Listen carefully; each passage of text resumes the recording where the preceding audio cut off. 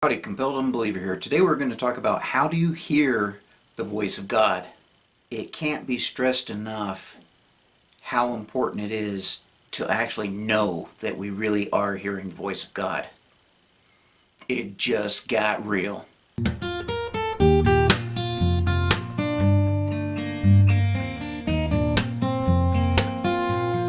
I was a young Christian, I really struggled with this a lot.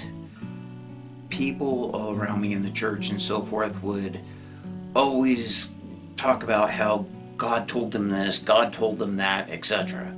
I was young and eager to learn, and I would just inundate these people with questions to the point that I knew when I walked away that I had not only irritated them, but I really hadn't gotten any answers that I was looking for.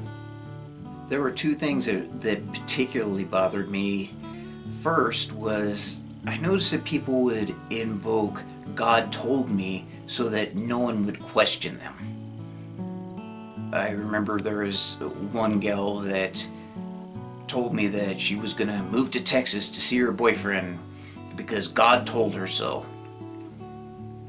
And about 3 weeks, I saw her again in church, and being a young, dumb, stupid kid, I walked up to her and I says, I thought God told you to go to Texas. She looked at me with this expression that I will never forget. And she just said, well, it didn't work out, and went off about her business. And I remember thinking, wait a minute, if God actually told her to do this, I think it would work out. We can always write this off to, well, maybe she was supposed to be there to experience this and that's what God wanted her to do or whatever else. But deep down inside, I really just truly thought that the reason she had said this, as I had seen many other times, many other examples, she just said that God told her to go down to Texas so that no one would question her. Because once she invoked God told me, now you're at a place that you're not actually questioning her, you're questioning God, and God forbid that. Now, the first one, if people are invoking God told me and they're not being exactly honest about it, that's a people problem. It's not a God problem. The second, though, really is a problem with God. Whenever I did, and you can go on YouTube and just look up the same subject, and every Christian that you're going to see gives a different answer. That was a real problem for me, because whenever I did ask Christians, elders, what have you, I always did get a different answer. There was always something different. It was the Bible, it's all in the Bible. Read the Bible and the words will come to you. Some people actually claim to hear God. I will be making a video. My next video is going to be all about that. Don't miss that one. Then people would say that they would dream God, or they saw God, or they just knew. It was in their gut. It was their intuition. It was their emotional response that they could just feel it.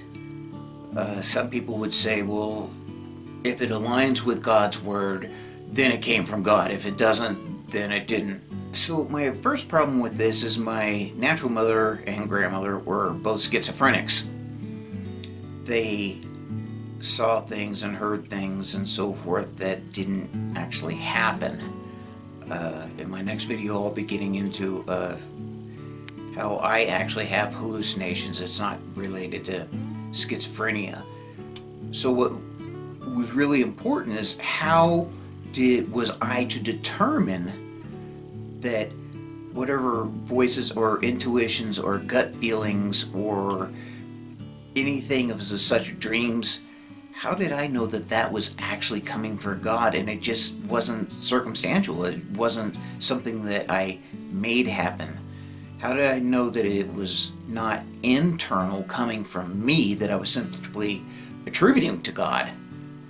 How did I know that it was coming from God if he communicated in such a way that it was all could be interpreted as internal, coming from me? Coming down to brass tacks, I had to know for sure it was actually God that was speaking to me, and not me mistaking my own ideas as God's or attributing my own thoughts, desires to God. I had to know for sure it was God. Why would it be that God's communication with us would be completely ambiguous, that we could not determine that it was actually God? Would God communicate to everyone completely differently so that we couldn't determine who he actually was speaking to, including ourselves? And just kind of as a thought of experiment, what if God did not exist at all? How would anything be any different? Would people still have dreams? Would people still have gut feelings? Would people still have emotions? Would people still have hallucinations? Frankly, there would be no difference if there was no God. Everyone would still claim, well, not everyone. Frankly, there would be no difference if there was no actual God, because people could still make all these claims and still have all these feelings. There really would not be any difference. It would be impossible to differentiate if there was a God or if there wasn't a God, or how that communication was coming to them, or if it was actually real. I am compelled unbeliever. I no longer believe there is a God.